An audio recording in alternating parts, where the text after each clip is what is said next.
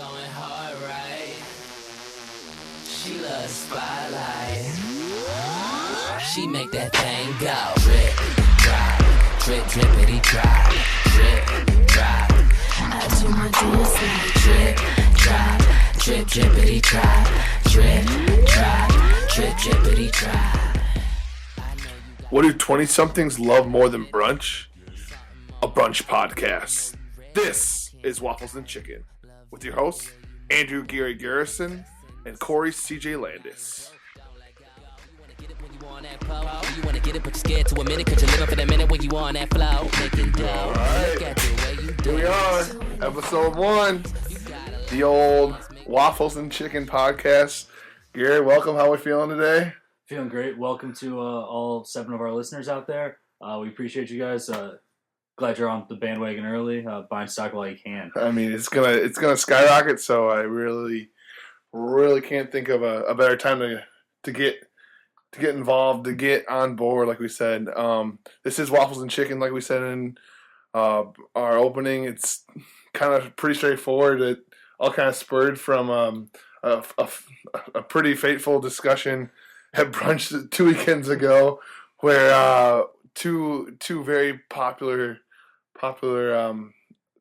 trends, I guess we could say, in both brunch and podcast kind of found a perfect match almost. Perfect marriage, really. Just brunch is on the rise. Brunch has been on the rise for probably the last 5 to 7 years, and it's still going up. And everyone loves tuning into podcasts with things like Serial and all the Grantland podcasts. Shouts out to all those. Shout out. Love listening to pods. Shout out to Right Reasons. Probably the Regions. one, if not the most Influential podcast for yeah, us.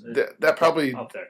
It got us into the game for sure. So shout out to both Julia Littman and Jacoby. I mean, those guys they're visionaries. They're leading the way. Leading the way, really. But yeah, so we kind of thought we would throw our name into the hat. Why? No, I mean, probably not for a good reason. Other than the fact that right now no one seems to be talking about brunch on podcasts, and that's a goddamn shame. It's a very open white space we're trying to fill with some sort of useless rambling. So I guess thank you in advance for being a part of this faithful journey. I mean, when we sign off on our final podcast, 4 episodes from now, 3 episodes from now, we'll definitely look back on these first couple ones and really can't even think about where we've gone from point A to point B. But it's gonna be a good little stretch. Brunch levels of growth. It's gonna be fun. But so yeah, if you guys haven't kind of picked up on this already, we're here to talk about brunch. Brunch is huge right now. At some point in time, look in the future for us to be going into a real deep dive about brunch. Yeah. The history of brunch. Why is it so hot right now? I mean, obviously it's it's a beautiful thing that goes on. If I show up to a bar around 10:30 in the morning and ask for a drink, people tell me I should start going to meetings. But if I'm doing that and I have some eggs and waffles with me, then all of a sudden it's okay. And so that's really, we're here to honor brunch. It's very accurate. I think to kind of give you guys a little more background on what we're gonna try to get after. It's going to be a good marriage between not only brunch focused discussion, which is probably the most important discussion of our time here, but then also throw a little sports, a little pop culture, maybe a little history. I think easiest way to put it, we're going to kind of do some deep dives, like you said, on either a brunch topic. Today's topic, we're just going to do an overall brunch theme, get really into the nitty gritty to figure out where this phenomenon came from. But then do some other deep dives. I mean, Bloody Marys, I think we could spend at least 20 minutes talking about that. We'll try to be on the lookout for that. Bloody Marys for most of us.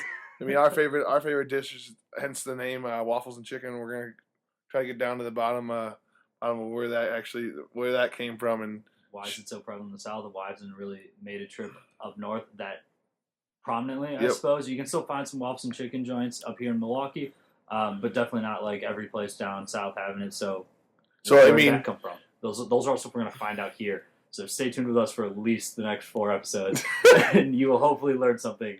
If you had I mean, being that we're in such the early stages of our podcast, Gary, like forward looking, what are you looking forward to most? Is there a certain topic? Is there a certain thing that's going to really tickle your fancy, or what are we thinking? I'm really interested in the Bloody Mary deep dive. Okay. Because that just seems like such just an off the wall concept. I want to figure out how exactly that happened. why do I even like it so much? Those two items separately, I don't enjoy at all. But then you put them together, and all of a sudden I'm cool with it. Yep. So don't spoil all the fun. No, That's good. That's we'll good. Leave some for episode. Well, I mean, I think the fact that we were at one of our favorite local establishments in Trocadero, and I remember looking at the menu and seeing a New York Times featured Bloody Mary that they have on their menu. That I don't know how much of the New York Times has spent discussing what sort of resources were put into that Bloody Mary article? Who from the New York Times was faithful enough to say, "Oh, hey, Mike, we're going to send you out to Milwaukee to check out this brunch spot.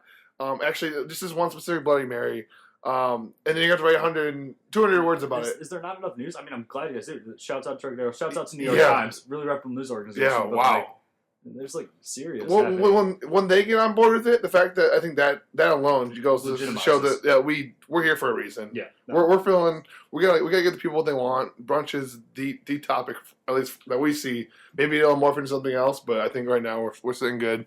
But yeah, I think let's just get into it. I mean, we talked about it a little bit before.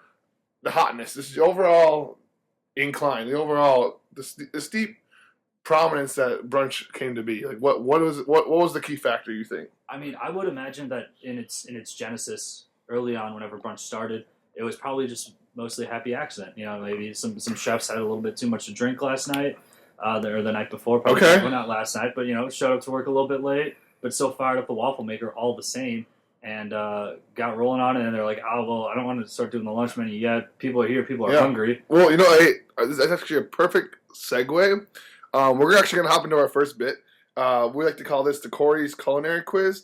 This is going to be something that we're going to hopefully make more of a staple on this phenomenal program that we're putting together. But basically how it's going to work is we're going to put a minute on the clock. I've prepared 10 separate questions for Gary on today's topic, which is just the overall topic of brunch. We're going to see how many you can get. Let's put a minute on the clock. And begin. Okay, so Gary, first question. When was the term brunch first used? 1895, 1925, or 1945? Let's go 1925. And what was the most popular topping for pancakes? Syrup. Under what circumstance is Benedict thought to have ordered his first eggs Benedict? After church, dining with his mistress, or nursing a hangover? Let's go. Can I do mistress and hangover? Were they combined? If you're with your mistress, you're on the clock. You're on the clock. Sorry, mistress. Okay. Name the two main ingredients in mimosa. Orange juice and champagne. True or false? Worcestershire sauce and that is not right, but and horseradish are typical ingredients and found in a Bloody Mary. True. What is the most popular breakfast food? Pancakes, bagels with cream cheese, cold cereal, or oatmeal? It's gotta be an Over's Game cereal. Okay. What nation is credited with creating the donuts? America. God bless. Okay. And what of these is not an egg dish that you might find at a brunch? A frittata, an omelet, a Spanish tortilla, or huevos rancheros? Trick question, all of them are. Okay. And true or false? According to onmilwaukee.com, Cafe Benelux is the top-rated brunch establishment in Milwaukee. I'm going to go true. Shouts out to Cafe Benelux. And what came first, the chicken or the waffle? Traditionally, the chicken did, but we're flipping around and putting the waffle first here on this podcast. All right.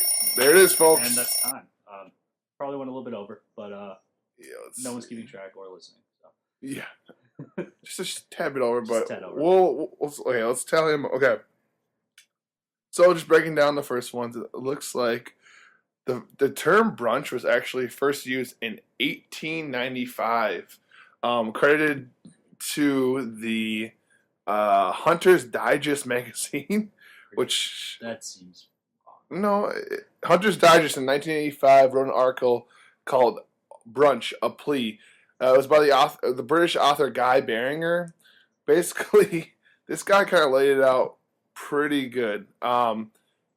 The way he described it in his articles, he says, instead of rousing folks from bed and confronting them with a heavy spread of meat pies, Beringer proposed a mid-morning compromise, a hybrid meal that could lead with tea, pastries, and seg into meatier dishes. That way, brunchers who wouldn't be forced to stuff rich fare down their gullets Instead, they could slowly shake off their headaches and calm their gurgling stomachs. If someone needed to chase a meal with a hair of the dog cocktail, nobody would judge. That's why we love brunch. I was gonna say no judgments with drinking. I think I said that earlier, actually. It's pretty straightforward. Yeah, I mean, in 1895 of all times, according to this article that I found on the Smithsonian website, so pretty reputable. It obviously started in Britain, but it took over 30 years for it to catch on over in the States. And actually, it says New York City, of course, is the first spot within the U.S.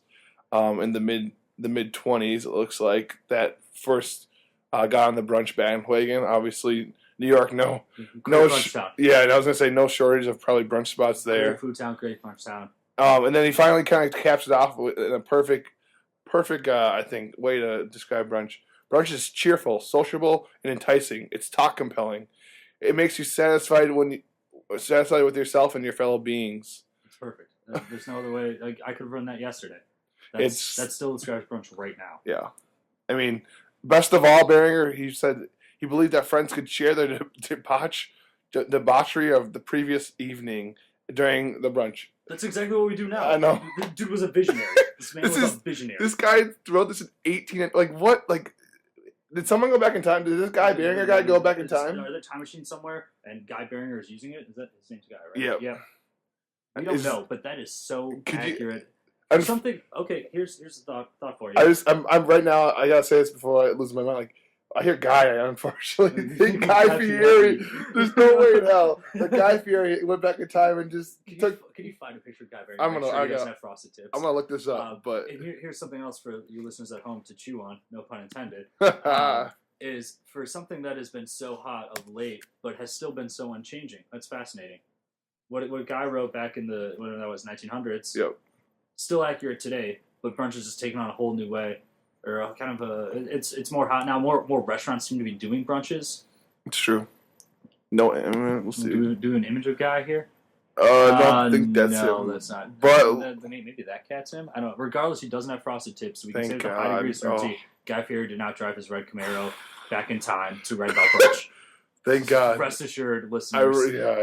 That almost gave me a brief heart attack. All right, so anyway, Gary, unfortunately, you had that one incorrect. You said 1925, which is right about the time where it came hot in America, but we're not going to give you a point of that. History starts in America, so that's where brunch starts as far as I'm concerned. I'm counting that as a point. Next. Anyways, number 2 was what is the most popular topping for pancakes? And you answered syrup, which is correct. Number 3, we talked about where the first Eggs Benedict was ordered by a Lemuel Benedict, and the correct answer was nursing a hangover. Wow, that's my other guess. I mean, we talked about it in that little segment, or the little part off that article. Yeah. 2 main ingredients in mimosa. You were correct in naming the orange juice and champagne combo. This is the one I had a mouthful with. I still do. Worcestershire sauce. Any listeners in Boston?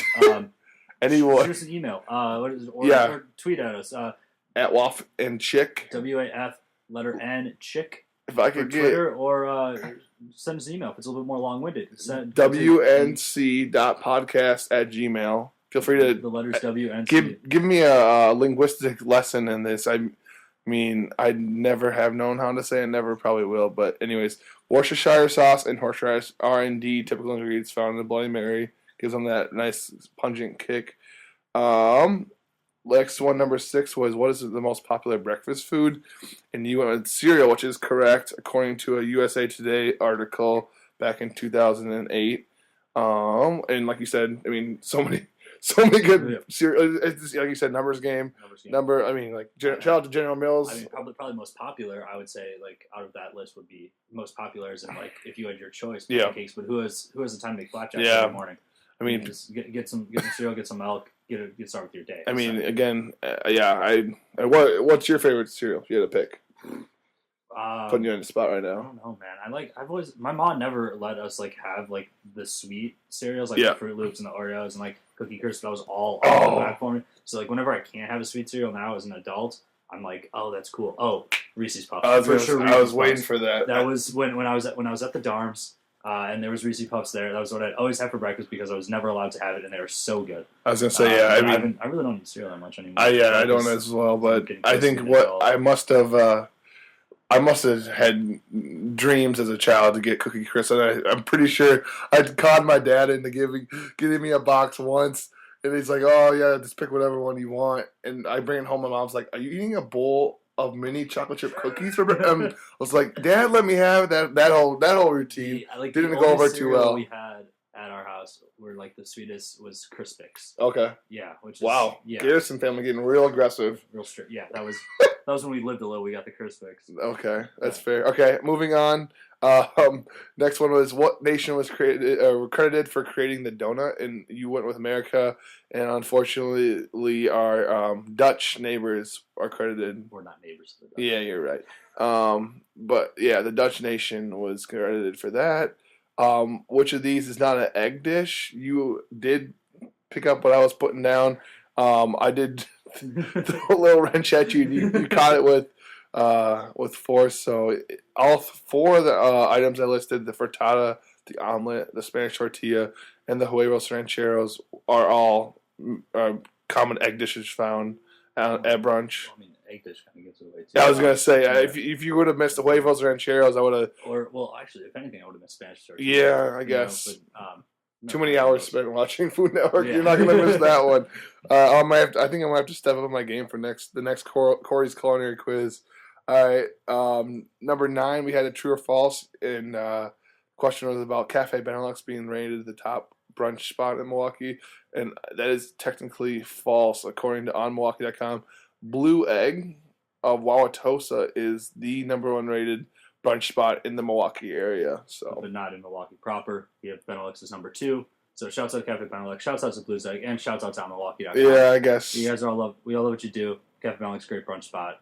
Shouts out if you want to sponsor, give us a jingle. I was going to shoot us an email. We are. WNC.podcast@gmail.com. WNC. Are we going to force that down our listeners' throats a little more? I think that's probably. And then the last one, I guess, is the hypothetical question that I figured we could just leave off on is what came first, the chicken or waffle? That's my biggest question. I think that's one of those open-ended questions that you can't either get right or wrong.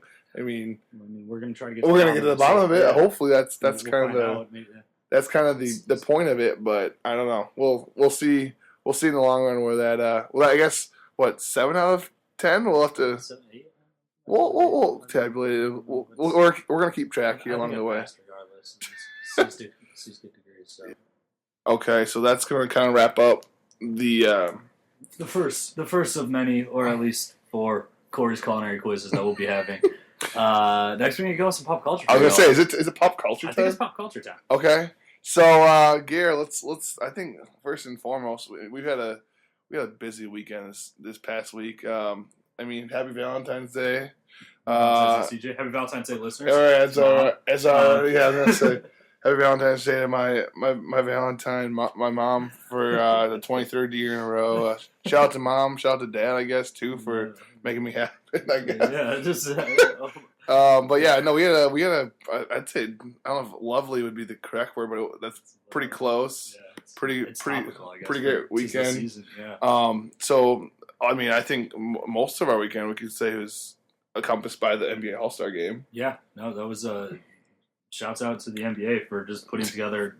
God, what felt like 12 hours of programming on a Saturday night. Did you enjoy? I mean, I think the Friday Saturday combo probably. We all know that I enjoyed it. How did overall? How do you think the weekend was for you? I mean, biggest event in sports, we'll call it. Let's not call it that. But you know, the NBA does do a great job of making All-Star Week something that is watched and important, and you know, it kind of builds, and it did build to the dunk contest, which I don't know if was necessarily worth the wait, but I've had worse basketball watching. I was gonna say let's break it down a little bit. First and foremost, Friday night, the phenomenal, the ever entertaining Kevin Hart leading the way in the Celebrity All-Star Game.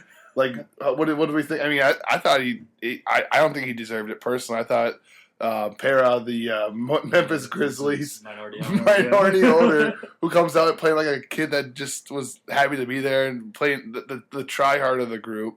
I think he had ended up with 13, 14 points, couple boards, couple assists.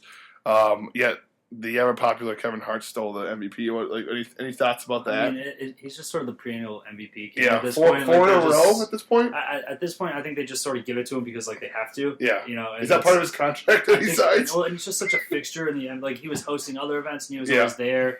So I think they always just kind of get. I mean, is it a joke now that that we're not in on? But also too, I would like to take a quick look at actually who the NBA considers celebrities for that game, because quite the interesting mix. Really weird. You have Monet Davis, who's most famous for playing baseball, and that's Well, not even she's a girl baseball player. Well, she also balls. She could ball. Yeah, according to her bio on the underline, her favorite sport is basketball. Yeah. When I think if she hasn't already, she's been actively recruited by UConn, and I mean rightfully so. But 13, 14 years old, so she counts as a celebrity. But then you got the WNBA players, almost legitimate professional athletes are playing against a literal child, who isn't even well known for playing basketball. It's not it'd be a different story if those kids who show up on the just have the sweet dunks. Yep. The fifth grader who can dunk it. Yeah, that kid. Put him in there. But she's not even well known for playing basketball. No, I know. And then you have her against pseudo professional athletes in the WNBA, and then you have Kevin Hart who stands a whopping 4'2". I mean, I do have to give Monet a little bit of credit. That spin move was nasty. She made the old short man look like a fool, which was awesome. And then the lead singer of Arcade Fire is not really a celebrity because I don't know his actual name. Oh, he can ball. He's tall. He was fine on the boards. Gotta be but 6'4", 6'5". Just getting after it. Not a celebrity. If you're listening and know the lead singer of Arcade Fire's name offhand, tweet it at us. Yeah, I was gonna say. Waffan Chick. If there's one thing Garrett's good at, he's not gonna let you forget his our Twitter handle. But I mean the Celebrity All-Star game was great. Well, I enjoyed it. I don't know if you technically being the huge basketball fan that you are. For our listeners who don't know us personally, which is probably zero of you, but wait, so you're saying the 6 of them that are listening right now know that I like basketball and you like baseball? I don't like basketball. You don't like basketball. Love baseball. Corey doesn't like baseball. Loves basketball. That's all you need to know. Going forward. So let me. So I get on point in this one, and then pitchers and catchers reported. I was gonna say pitchers and catchers reported. Come MLB All-Star game. I'm gonna let you just take them out. How about that? Is that plenty enough for you? Taking them out too. Yeah, I'm running point this baseball reference. But yeah. So after the celebrity game, we had the BBVCA. I don't even know what the sponsor is. The Rising Stars Challenge. A lot of great Timber Pups, 4 Timber Pups, and $2, $1.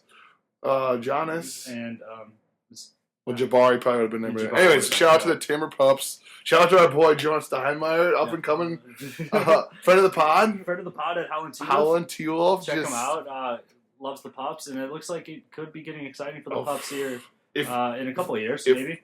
I don't know. Being a basketball fan that I am, and just being obviously a Timberwolves fan, to say that we don't have the most, for lack of better terms, upside potential, we're if something doesn't get put together, then I don't know if there's ever going to be anything put together. A lot of young talent on that team. Right now. So yeah, if you guys shout out to Andrew Wiggins taking home the MVP. Andrew Wiggins MVP.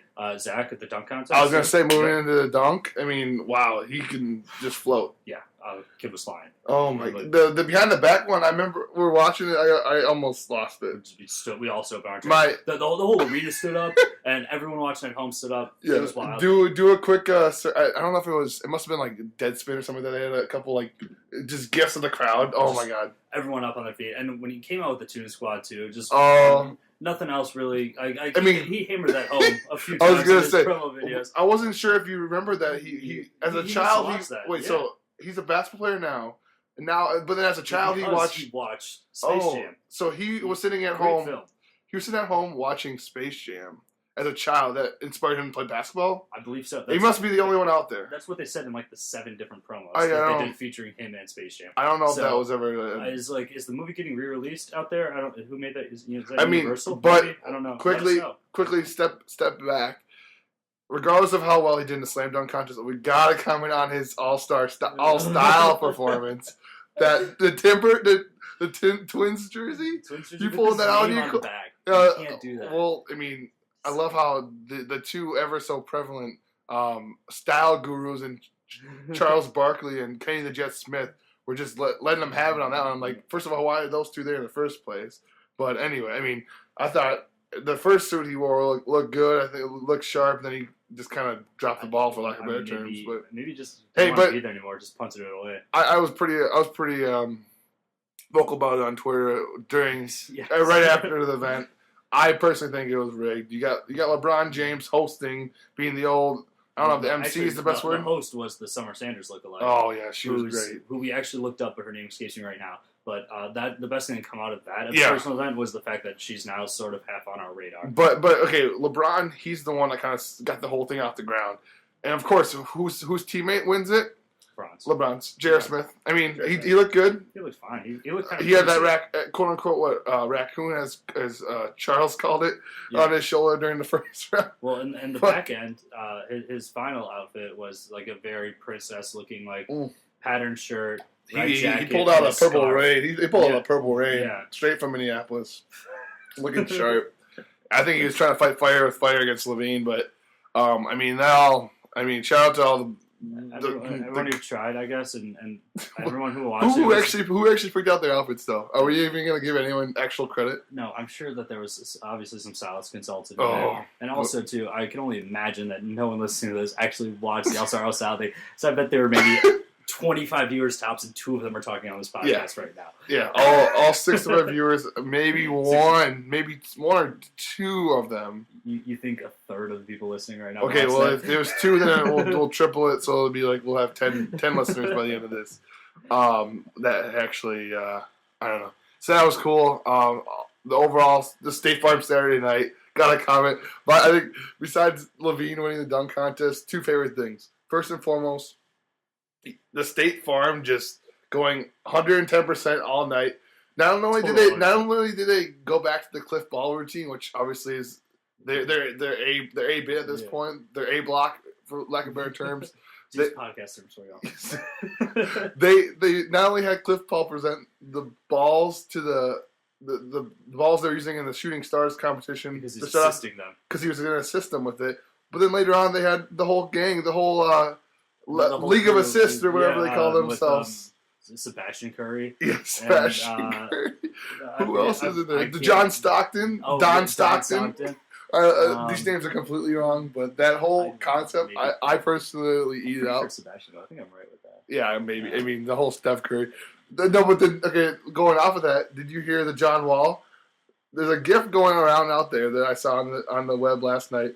He's at the All-Star game last night.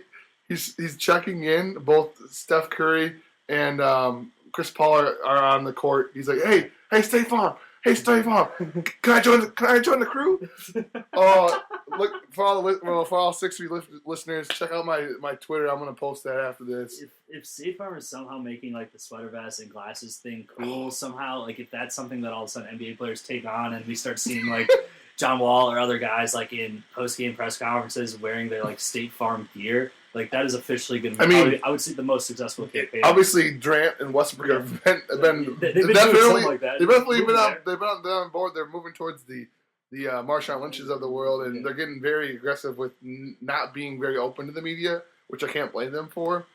But I mean, if you're gonna make a show out of it, might as well get some money out of it. Let's get some State Farm sponsored. How much money do you think State Farm could pay, like Steph Curry or something like that, to go out and do a post-game presser as Sebastian Curry or Chris Paul as Cliff Paul or like someone as their State Farm alter ego. And all he does is answer questions with like, oh yeah, I just love to assist people, like whatever, like check out or some. I don't really know enough on insurance nor basketball to make this joke, but I mean, recently signed on to American Family Insurance, Kevin Durant. I feel like he wouldn't be opposed. Don't put that past him. I want to say who is it just signed. This is American Family that has Russell Wilson. They also just picked up J.J. Watt too. Yeah, I think they're phasing Wilson out of it. But anyways, so overall, the State Farm performance alone was pretty impressive on Saturday. They definitely owned the State Farm Saturday night title. Performance is Zach State Farm. You think State Farm too? Okay. Zach State Farm 2, and then we're going to say Steph Curry dripping wet. Yeah, in okay. 3, and then we'll say Patrick Beverly. Pardon me, at the 4 spot after the skills challenge. Back-to-back comebacks. both in the semis and the finals. Just play, and I was rooting for Brandon Knight, of course. Obviously. Hometown hero. Hometown. Shout out to the Bucks. Shout out to Brandon Knight, friend of the pod. Milwaukee Bucks, friend of the pod. Ashley's barbecue, friend of the pod. Friend of the pod. Number one Milwaukee barbecue joint. Get that joke. Yeah, no. But yeah, no. Just overall, good night. I kind of will segment into the actual game itself. I personally didn't watch it. I was busy tuning into the 40th anniversary special for Saturday Night Live. I know you were busy watching Go for Basketball. Unfortunately, tough one. That's about half to Go for Basketball. Once we were down by 15, you just kind of clicked it up. But no, overall, SNL, that was quite. I'm not gonna even pretend like. Overall, just name after name after name. It's incredible. Like, to SNL's credit, and this is, I think, where the Waffles and Chicken podcast wants to go, but being so culturally relevant for 40 years, like, that's it doesn't amazing. happen overnight. No, no. That's where we're putting the hard work on this powder right now. No, it's just. Overall, I personally watching all 3.5 hours of glory. Great. It wasn't completely polished, but. What are some of your all-time favorite SNL bits? They pulled back. They brought back the Celebrity Jeopardy. Always a classic. Oh my God, shout out to Turd Ferguson. Shout out to Tyler Hilders and David Bauer and my brother Mark. Those good old Xbox days. That's Turd Ferguson '69. That gamer tag will live on in infamy. We had some fun as Mr. Turd, but no, that bit. Me and my brother, we downloaded an MP3 of this original sketch with Sean Connery and Burt Reynolds. Yep. And we had it on our pre-iPod, whatever the hell that MP3 thing was. Like that's how much I don't even. It probably was something out of the vending machine or something. But no, that was always one of my favorites. They brought the Californians back. A hilarious sketch. Yep. First one time around, just those accents alone. Then I thought Melissa McCartney, great job last night. Was in the opening bit, came back, did the Chris Farley. As well as you can give somebody like just the memorial almost to Chris Farley. I think she did a great job. You weren't going to find anyone else that could do anywhere near. But her on her episode, probably one of my all-time favorites was the Hidden Valley Ranch. I don't know if you've ever seen that one. Oh my God, just hilarious. They're in a taste testing room, testing these new flavors of ranch, and Melissa McCartney is going off. I think it was Sudeikis with her and someone else, but that probably was one of my all-time favorites. But what about you? You got any top SNL sketches that you can think of off the top of your head? Love the Bill Brasky stuff. Okay. This guy's just shooting the shit, just talking about Bill Brasky. I think that's hysterical. One of those throwback ones. It's a classic. Yeah. Obviously, Celebrity Jeopardy is always great too. Mm-hmm. I remember, queuing up some of those just like freshman year. I'm pretty sure I skipped a class once. Sorry, Mom. Why? Because I was just like on a roll with like all the Celebrity Jeopardy bits. Like that's always a good time. It was it really was a perfect show. Celebrity Jeopardy opening. Obviously, you got Will Ferrell in the mix. Mm-hmm. You bring back obviously Burt Reynolds and Sean Connery, both staples of it. You got Kate McKinnon pulling off her Bieber impression, hilarious. Jim Carrey, his best impression was the Matthew McConaughey. Brought that out for that. What else? I'm trying to think. Across the board, just they kept broaching. Sean Connery really those were the end all be all, but overall, I don't. Too, can we just talk about how amazing of a hosting pair the Fallon Timberlake thing is, and they've brought that back probably 4 or 5 times now they've done it. Yeah, absolutely amazing, and just from a Justin Timberlake for a dude who's let's not forget started his career with Frosted Tips. Is incredibly really funny. The Canadian tuxedo at the MTV Awards with Brit. Just think about how far it's come. Oh my God! Go back and right now, the 7 of you that are listening, go and Google Justin Timberlake circa 2000 and have yourself a good laugh. Yeah. And just to see where he's come today. Really, we've grown into a man right in front of our eyes. I follow him on Instagram. I'm not ashamed to say that. This guy is just. His Instagrams alone got me excited for the night. The JT Jimmy Fallon combo. Perfect call. Really friends? You think God, best friends. Go to happy hour together and stuff, and just. I joke with some of my buds I want to be as close and as good of friends, as a good of a combo as Justin Timberlake and Jimmy Fallon. That's what we're hoping to be. That's what we should honestly strive for. I'm obviously the Justin Timberlake, Corey's Jimmy Fallon. Okay, Organization. we'll take it. Yeah, we'll take it. Nothing bad. It's all good. It's true. Good. It's true. I bring the structure, you bring the sass, and we're just gonna knock it out of the park, right? That's what it is. Of course, it's your real meaning. Oh, okay. All right, but yeah, overall SNL, pretty good night. I mean, no better way. I mean, there was a few kind of dull moments, but like that's just part of it. It happens. It's the nature of the game. Yeah. All right, so moving into our final segment, we rambled on enough. We'll try to wrap this up. Rambling a little bit. Yeah, I was gonna say, give us another 5-10 minutes. I mean, if you made it this far, thank you for sticking through this first. Friends, I guess outrageous. Again, this is gonna be the beginning of something special. I keep telling people that. Plenty of room on the bandwagon. Right now, there's only 2. Take a moment and just look around and take a mental picture of where you are and where you're gonna remember yourself when you listen to that first Waffles and Chicken podcast. Yep. It's gonna be something you tell your grandkids about. Maybe if you have grandkids, I don't know. Well, not now, but down the line. Oh yeah. Like, all right. So again, let's start wrapping this up. Okay, so last and final segment, which means the same thing, is what we like to call the what's percolating segment. Gary, you want to break down kind of what we're gonna. So what is percolating? Like, let's make sure we're on the same page. What's percolating mean? So percolating, I believe, is sort of like a drip. What's the process of it? It's like it's when something like filters through something else. So like your coffee that percolates. Yeah. So it really ties back to the brunch, but really for us, it's gonna be kind of sort of whatever's eating us. And you guys ever have sort of like a little thoughts that kind of just keep coming back and like nagging at you and like sort of dripping through like your brain cranium there? That's percolating. Yeah. That's what's going on. So what's percolating is going to be kind of just whatever's on our mind right now. And wait, but okay, I kind of tied it into the whole for all those Family Guy viewers out there. The what's really grinding my gears? But it's not going to be as naggy. No, less naggy, more fun. Hopefully more insightful. Maybe more insightful. Yeah, probably more insightful. I mean, strap in, folks. It's going to be Shout good. out to Family Guy, friends of the pod. Shout out to Family Guy. Seth MacFarlane. Yeah, loves the pod. Friend of the pod. Shout out to Stone Creek Coffee. Hopefully. Yeah. Speaking of percolating, one of the best percolators in town. I'm gonna go on the limb and make a bold statement. Hot take coming in hot, guys. Stone Creek Coffee greater than Collectivo Coffee in the Milwaukee area. I will second that actually. We had a lovely experience this past Saturday. Experience with Aiden. Falcon. Brody, Griffin. Brady. Yeah. Anyway, our Eli. No, Damien.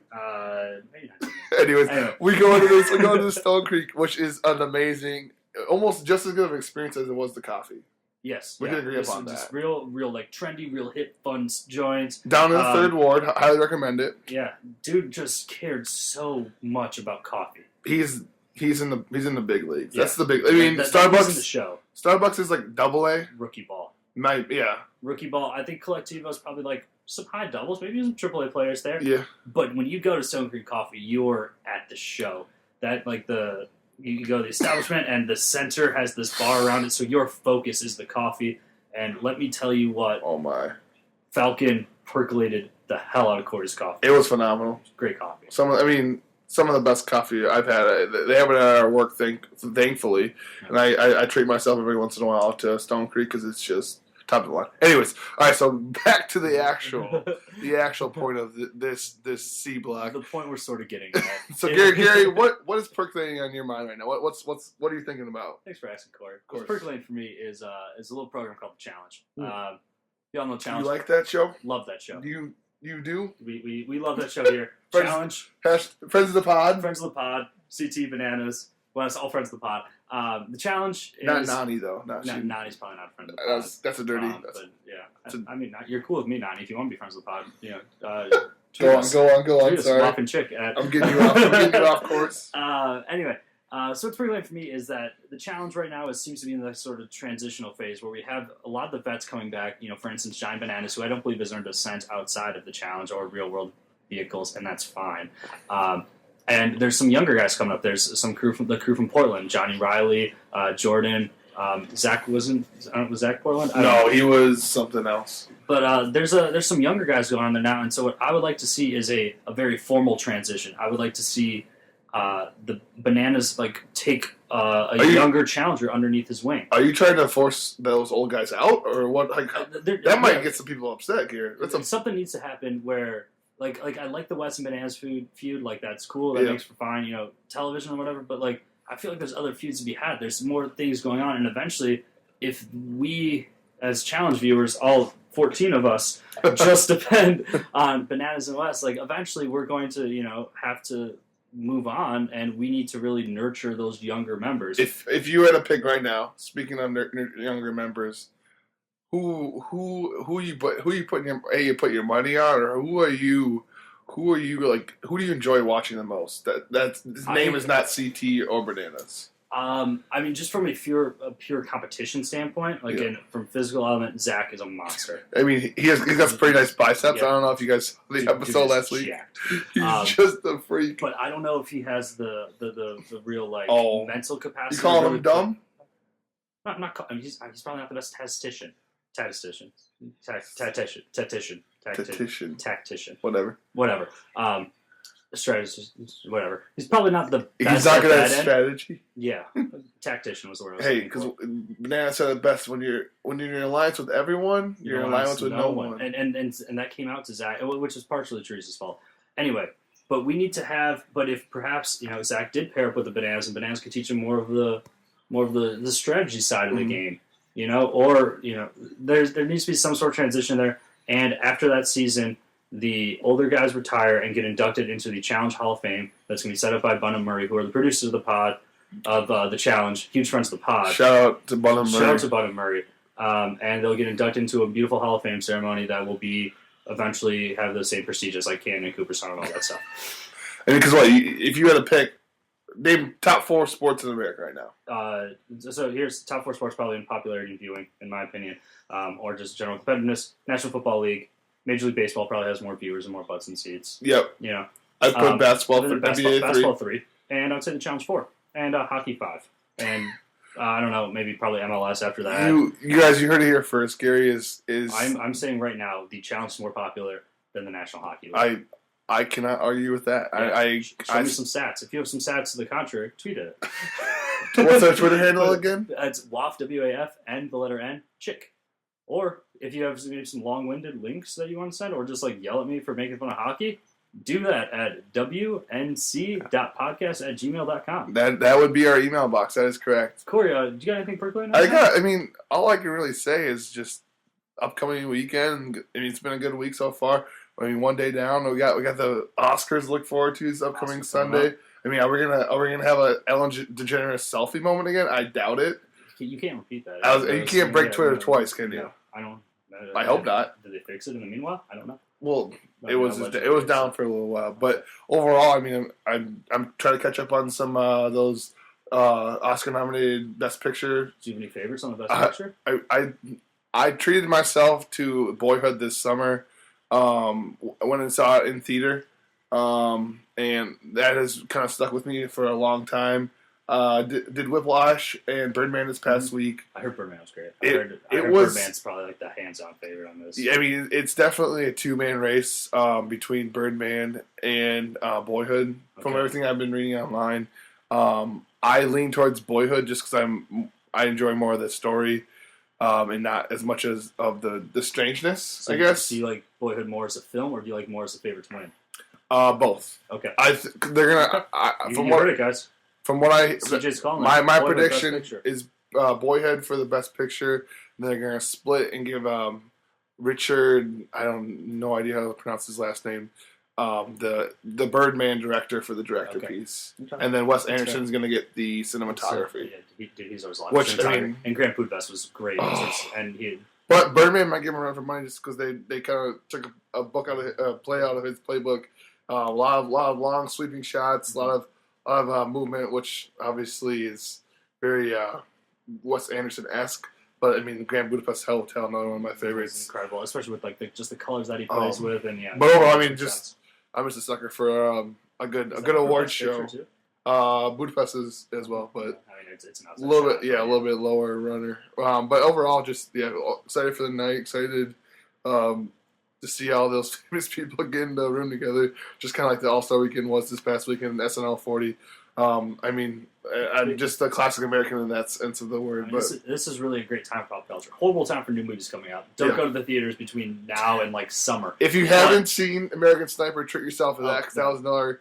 That is, I think, probably one of the very good chance potential sleepers for either director or best picture. Okay. Actually, more director than picture, but just great story overall. Shout out to Chris Kyle, serving our country. God bless. Yeah, God bless him. May he Support rest the in troops. peace.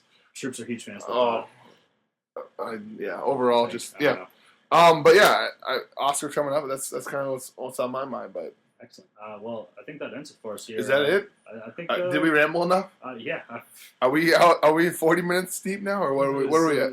Yeah, it's in the first spot special. We've been talking to y'all for 40 minutes now, so we hope you guys enjoyed. Yeah, at least enjoyed enough to give us another shot. Give us at least one more, please. More. I don't know. All 6 of you. Yeah. All 7. Well, maybe it's 7 by this point. It was 7 when I was talking about the challenge. Okay. We're probably up to 8 now. Oh my god. But yeah, thanks for tuning in. Come back to the Waffles and Chicken podcast for any of your brunch needs. If you pop culture, sports. We talk about sports. We talked about sports today. Yeah. And we're just glad you guys are tuning in. Keep in touch with us on Twitter if you haven't catched it already. That's gonna be Waff and Chick, WAF and Chick on Twitter, and or send us an email, send us some encouragement, like a funny GIF or like I don't know, cat videos. I'm a sucker for gifts. Corey loves gifts. Send us a true. GIF. WNC.podcast@gmail.com. Once again, thank y'all for listening. Hey, if you are, and good night. Stay classy. Yeah. Stomach tossing, turning. She said, "Was that your belly, or were those birds chirping?" I said that I was hungry. She said, "Baby, me too. Why don't we go out and get us some breakfast, boo? We ain't gotta leave to get no breakfast food, 'cause I'm a lady tamer."